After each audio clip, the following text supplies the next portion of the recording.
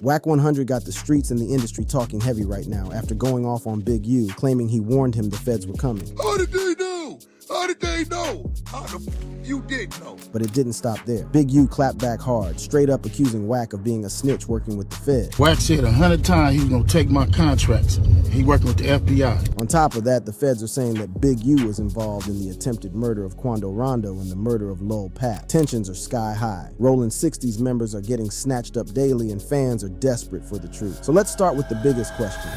Did Wack 100 call the feds on Big U? When it comes to feds business, the name of music executive Wack 100 always pops up. Is he the police? Following Big U's recent trouble with law enforcement, Wack 100 slammed Big U in an interview for not taking his word when he warned him about the feds coming for him. In an over-the-phone interview with No Jumper News shortly after the federal indictment against Big U was unsealed, Wack 100 claimed he had all the content and was breaking it down. You already know that Wack always has the contents, and I wonder how, but that's by the way. Unlike most people, the indictment was not news to Wack 100. He claimed that he knew things would crash down this way, and Big U was in the loop too.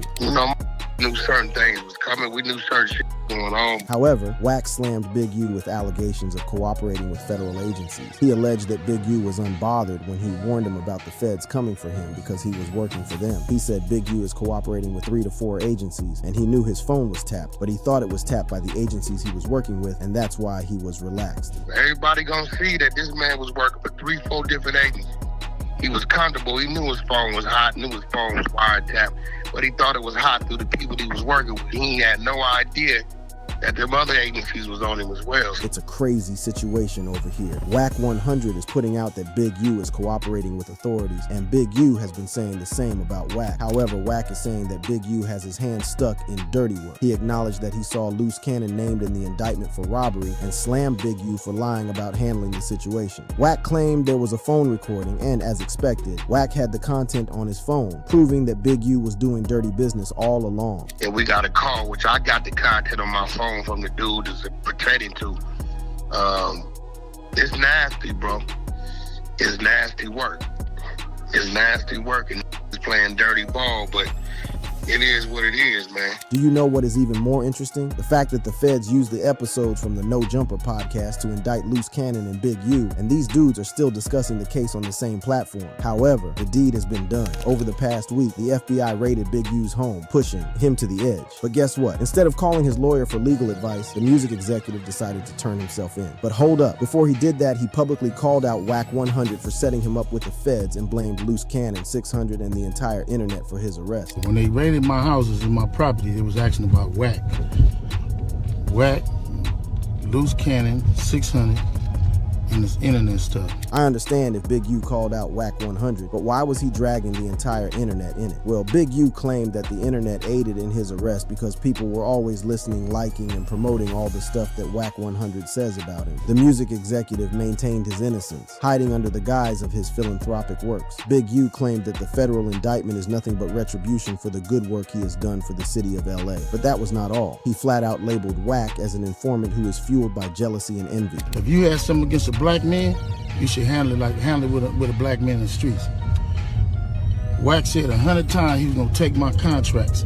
He working with the FBI. Big U then dropped the wildest allegation about the FBI, claiming that the FBI always targets influential black men who try to help and uplift the black community. He said the feds go around intimidating men like him and getting them in trouble so they can wipe them off the streets. These are potent allegations, and while the FBI might not respond, Wack 100 took to Clubhouse to deny Big U's allegation about him being a federal informant. He said shit ain't got nothing to do with Wack, while also denying Big U's claims that he had been circulating incriminatory legal documents concerning the alleged crimes on social media. He also did not forget to talk about the allegations that he had prior knowledge of the FBI raiding Big U's home and properties. Wack claimed it was obvious that Big U and his Rolling 60s associates have been the top targets on the feds' radar, and everyone knows that. How did they know?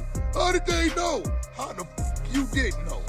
I'm gonna show you how to I knew, here we go. Wack then played a voice recording, claiming the feds have DNA records on everyone. They just need to run the database and come straight for you. But that wasn't all. He also went off on Big U for other unrelated issues, including a serious allegation that Big U and his oldest son don't get along because Big U allegedly beat him badly back in the day. Wack called Big U a monster, pretending to be the good guy, and that was just the beginning. Wack said so much, and fans flooded the comments calling him a snitch. Someone outrightly stated that Wack a snitch, and a good number of fans think Wack is overreaching, which makes me wonder what the bad blood is between these two music executives. Don't wander too far. A fan on X quickly solved the riddle. The indictment refers to an incident when Big U had Wack 100 begging for his life. That's where all this hate coming from. Oh, now that's something. So I quickly scraped through the indictment, and damn, this fan wasn't capping. The indictment did speak about an audio recording of Big U talking about a time he and his Rolling 60s associates chased down Wack until he begged for his dear life. Now that's where the bad blood came from. According to the indictment, Big U, referred to as Henley, told someone, identified as Victim 1, about a time when he and members of the Rolling 60s gang chased down Wack 100 and tried to hurt him. It was probably a wiretap phone call, and you could hear Big U bragging about how Wack literally begged him to spare his life. This nigga screaming my wife draws, "I see you, Eugene. I see you, Eugene Henley. I see you. Don't do this, my life, my kids in that car." Draws, draws, draws. In case you don't know, Big U's street name is Draws. Fans on Reddit are quick to call Wack a snitch in this situation, but the truth is, in this instance, it was Big U snitching on himself. The reference incident happened at a Games concert when the Rolling 60s ran down on Wack 100 and had him checked out of the venue early against his wishes. After the incident, Wack claimed nothing dramatic happened, claiming that he had his gun and the situation was under control. However, the feds seem to have the whole story. Regardless, some fans think that Wack 100 did not have the situation under control. Most fans think that Wack is, in fact, scared of Big Draws, and that's why he wanted him off the streets. A fan on Reddit hilariously pointed out that, "Brew, no wonder Wack went even more crazy with the Big U rants,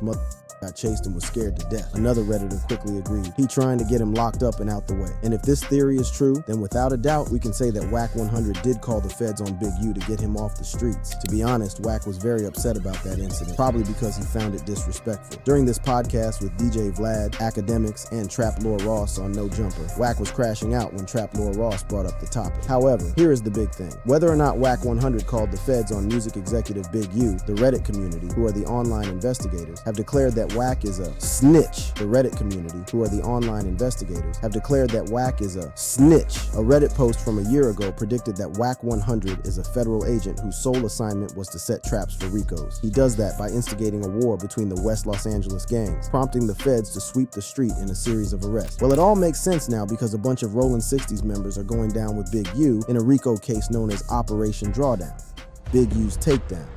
Right after Big U was released from jail, he claimed to have turned a new leaf and turned his focus to his immediate community. He appeared to invest his time and resources in philanthropic works and even helped launch Nipsey Hussle's rap career. It's no surprise the internet was shocked when the feds arrested Big U in connection to a criminal enterprise. According to the feds, Eugene Henley, who has been named rap's godfather, has been running a mafia-like operation that has been involved in murder, extortion, trafficking, and racketeering, among other charges. Hold up! Did you know that when Big Draws was out of jail back in the day, he tagged himself as an anti-gang activist whose aim was to clean the streets of LA? Now the feds got him entangled in a RICO case, alleging that he ran the infamous Rolling 60s Crips in LA. The first thing that came to mind, being an anti-gang activist while running a gang is so diabolical. That's right, fronting to fight the crime you are bossing is a crazy work. But Big U managed that and kept it low-key for 20 years. Now that's something. In an unsealed indictment of over 100 pages, the feds charged and arrested almost 18 alleged Rolling 60s members, including rapper Brick Baby, Blueface, and Loose Cannon, in an operation called Drawdown. First, rap fans think the feds are trolling, using the tag Drawdown for an operation to take down Big Draws. That's crazy, but by the way, Big U and his alleged right-hand man, Sylvester Robinson, 59, and trusted Lieutenant Mark Martin, 50, are accused of violating the Racketeer Influenced and Corrupt Organizations Act, RICO. Federal authorities have also charged Tremaine Williams, aka Loose Cannon, with robbery, and Armani Afleje, aka Monty, with transporting an individual to engage in prostitution. Frederick Blanton Jr. and Tiffany Hines are charged with bank fraud. All are in custody, according to the U.S. Attorney's Office in L.A. The assistant director in charge of L.A.'s field office, Akilah Davis, states that the lead defendant and others in this case have for too long gotten away with violent acts and stealing money from taxpayers and well-intentioned donors. Well, it seems the feds are trying to save the city from someone who claims to have been saving it for over 20 years, with charges including drug trafficking, racketeering conspiracy, and firearms offenses. If convicted, Big U is facing the rest of his life behind behind bars. According to the feds, while posing as a community activist underneath the cover, Big U has been damaging his own community, and they have worked for 4 years to bring justice to the neighborhood. The FBI and our partners have worked for 4 years to bring justice in this case and will continue to root out this kind of criminal behavior plaguing the streets of Los Angeles, Akilah Davis added. The indictment claims that Big U's affiliation with the Rolling 60s has been ongoing since the 80s. The music executive has been an enforcer. But here's the thing. The indictment alleges that Big U runs his enterprise separately from the Rolling 60s. For instance, the indictment says that the Big U Enterprise's purported control of Los Angeles, individuals including professional athletes, musicians, and others intending to conduct business in Los Angeles, including both legitimate business and illicit conduct, were required to check in.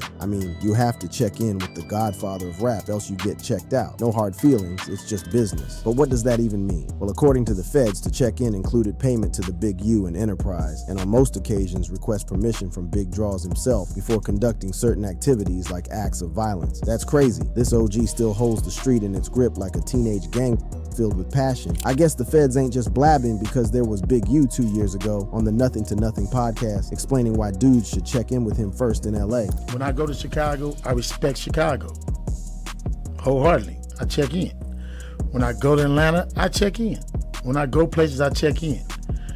And I don't think nobody is safe. Well, I guess Big Draws will have to check in jail because according to the indictment, if you choose not to check in, you suffer the consequences. I knew Big U was done when the feds referenced the attempted murder of Quando Rondo. Yeah, the case Lil Durk is currently fighting as an example of people who failed to check in with him until it was too late. The indictment reads, such as the rap artist Tuquain Terrell Bowman, aka Quando Rondo, whom Henley discussed in another interview and who was later targeted in the murder for hire plot where his associate was killed. Guys, if the feds want to get you, all they need to do is to watch your interviews and podcasts, then piece up the loose ends, and that's it. Big U was out here self-snitching, and the feds were cooking, patiently building a case for his undoing. How did they do that? Well, according to the federal indictment, the Central District Court of California authorized multiple Title III wire orders to intercept phone calls between among their persons of interest, including Henley Robinson Martin and Zahir Mitchell, aka Brick Baby. Yeah, you heard that right. The feds have been tapping their phones for years, and that's what Wack was whacking about. The indictment also stated that Brick Baby is the subject of a separate indictment, and I guess they are talking about Lil Durk's murder for hire case. Damn, those dudes are done. And the indictment is not done yet. The feds allege that Big U and his enterprise gained control of LA's violent and criminal activities through Big U's fronting as a reformed gang member. Big U attempted to create an era of legitimacy on the street by focusing on developing the hood through his non-profit initiatives, which began in 2004. The organization's goal was to decrease gang activity and empower the kids in LA. It seemed Big U was doing a good job, but the feds allege that Big U was using the platform to embezzle money and use the charity organization to defraud the government, companies, and individual donors by applying for assistance and loans. Here are some examples. According to the LA Times, Big U fraudulently obtained a loan from the Gang Reduction and Youth Development Program overseen by the LA Mayor's office, amounting to almost $2.3 million, but he didn't stop there. He also allegedly defrauded athletes, including NBA star Draymond Green and Lakers legend Shaquille O'Neal, persuading them to donate to his charities and later allegedly transferring the money to his personal bank accounts. Apparently, thousands of dollars meant for the charity organization went straight into Big U's personal account. According to FBI Special Agent Andrew Rusa, the LA Mayor's office is supposed to oversee the program and should have rejected Big U's developing options. But how would they have done that? I guess conducting a thorough background check on Big Draws would have easily blown his cover. This is because Big U previously served 13 years in jail. Back in the day, Henley tried to rob an undercover sheriff's deputy in 1991. That's enough reason for the mayor's office to decline. According to the FBI special agent, based on my reviews of documents in the course of this investigation, developing options appear to have failed to comply with some or potentially all of these requirements. That's a lot, right? But guess what? Big U is accused of more than just that. The federal indictment charged him with murder and dumping the body. Yep, they are referencing the Las Vegas shooting that took out rapper Rayshawn Williams. According to the indictment, 5 days before his killing in 2021, the rapper, who was signed under Big U's record label, recorded a diss track, sending shots at Big U with lines that fit the nature of his demise. Although it is still unclear whether or not Big U heard the diss song before the incident, the song referenced Big U as the bro that makes some money. According to FBI Special Agent Rusa, Williams said that he might get shot in the face for thinking shit funny. He also mentioned a .38 revolver with no trace. Then, in a shocking turn of events, Las Vegas police found the rapper's body in a ditch on January 25th, 2021, shot in the face with a revolver that left no shell casings. According to investigators, the rapper's family confirmed that Williams was supposed to spend a week recording a song per day, but he missed some days. He was contracted by Big U's record label, Unique Music. However, when the rapper failed to show up at the studio on January 23rd, Big U and his right-hand man, Robinson, drove from LA to Vegas and confronted Williams, who claimed he couldn't show up because he did not have a ride. FBI Special Agent Rusa wrote, "I believe that RW wasting the time, thereby disparaging H-Bully's name and the Big U Enterprises reputation, and potentially flouting that disrespect with the lyrics of the Disses song led to a dispute. That right there is the motive. Big U felt disrespected by the diss song." So when Big U arrived at the studio around 7 p.m., investigators believe that the 21-year-old rapper arrived shortly after and recorded until midnight. Witnesses told investigators that around 12:30 midnight, Big U and Williams left the studio, and surveillance footage captured his dark gray Lexus arriving at the apartment where Williams was staying at about 1:13 a.m. Williams went into the Airbnb and came out shortly after with his suitcase, despite the Airbnb being rented for the next day, and he had no flight booked for the next day. According to investigators, Big U returned to the studio alone around 3 a.m., drenched and sweaty. When asked, Big U claimed he just got back from the gym. However, shortly after, the young rapper's body was found in a ditch. According to the complaint, Big U ordered that the recording equipment in the studio be destroyed, and FBI Special Agent Rusa believed that the video from the studio would have shown an altercation between Big U and the young rapper. Despite the series of charges and allegations leveled against the music executive, some fans still believe that Big U is innocent. In a post titled, "The Actual Reality of the Big U and Rollin' 60 Rico is Not What You Think," a Redditor sided with Big U's claims that the feds are only trying to take down an influential black man like they always did. The post reads, "There is no leader of the Rollin' 60s LAPD. FBI just want to make it seem like they're doing something worthwhile with that budget." He added, "Do I think Big U was squeaky clean the past 15 years? Probably not. But was he extorting / human trafficking and ordering murders? No. The FBI gets creative when they have to place a big bust or a RICO on someone to fulfill quotas. But that's not all." The Post also gave an example with the Fetty Wap RICO situation, claiming that Wap was innocent of the charges.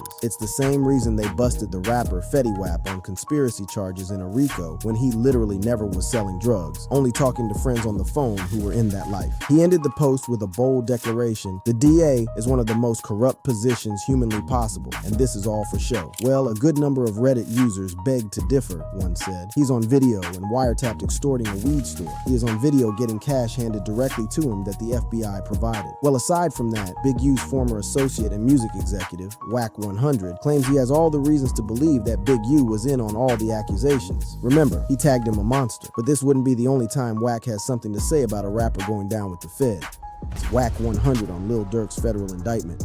As soon as the federal indictment against Lil Durk was unsealed, the A-list rapper was arrested in a murder-for-hire plot. Different people had different things to say, and Wack 100 had the loudest voice. On Vlad's show, Wack claimed Lil Durk was persuaded by fans to slide for Von, which ultimately led to his downfall. The dialogue touched on Durk's efforts to distance himself from street violence and his recent accolades, such as receiving the key to the village of Broadview, which was later retracted. Wack 100 highlighted the impact of public opinion, noting how fan pressure and social media narratives can escalate situations despite any personal progress or transformation, like Durk's conversion to Islam. But something else interests me. Wack 100 subtly referred to himself as the Feds, and that got me thinking, is Wack blowing his cover? And you know how the Feds work.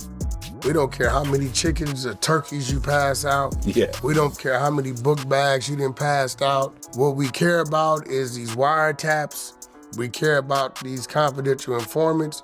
And we care about your actions. Well, whether or not the rumors about Wack 100 working with the Feds is true, the dude knows way too much about how the FBI operates not to be privy on their operations. And you know one thing about Wack 100 is that he always goes off on someone. On the No Jumper podcast, the music executive slammed Brick Baby, claiming he was saying too much about Lil Durk's dirty operations that led to his arrest. And then you have Brick.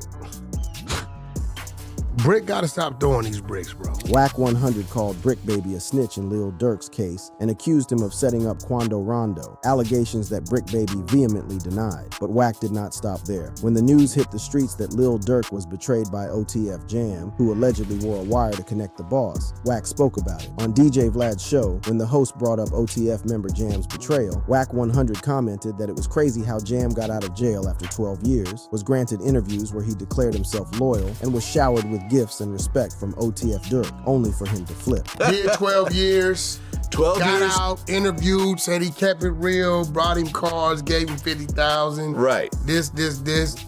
Made mention that ain't no smut on his name. He ain't never been a rat. Caught a gun case.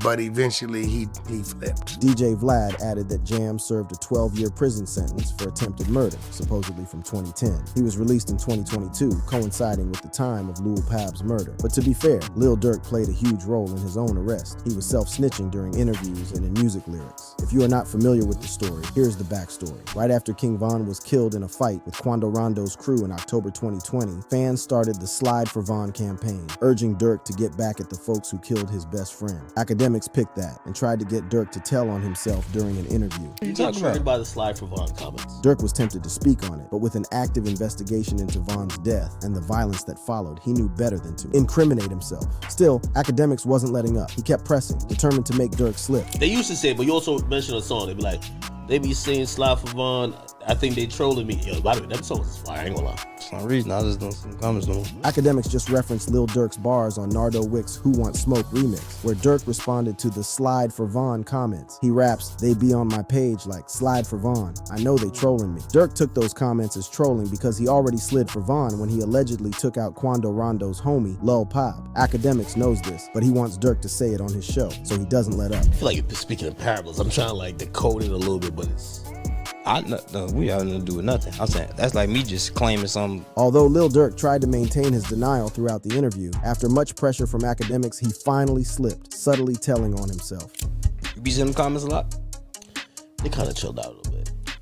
I wonder why. He didn't say it outright, but that offhand comment was Durk's way of admitting the truth. And by 2024, everything clicked when he was arrested in connection to the 2022 ambush that prosecutors claim was retaliation for King Von's death. And guess who brought that old interview back into the spotlight? DJ Academics. He reposted the clip on X using Durk's own words as the caption. For some reason, I just don't see them comments no more, basically reminding everyone how Durk had confessed during his interview. Well, Lil Durk is currently in jail facing a possible life in prison if convicted. On top of that, the federal agent slapped him with another murder for hire allegation, claiming he killed someone in retaliation for his brother DT Thang. No matter how smart and sleek you think you are in your criminal dealings, remember that the feds are always watching. As noted by the assistant director in charge of the FBI Los Angeles field office, Akil Davis, while you're going about your life thinking you got away with it, the FBI is piecing together the facts that will serve as your undoing. And if you'd like to see another video like this, click the one showing on your screen right now.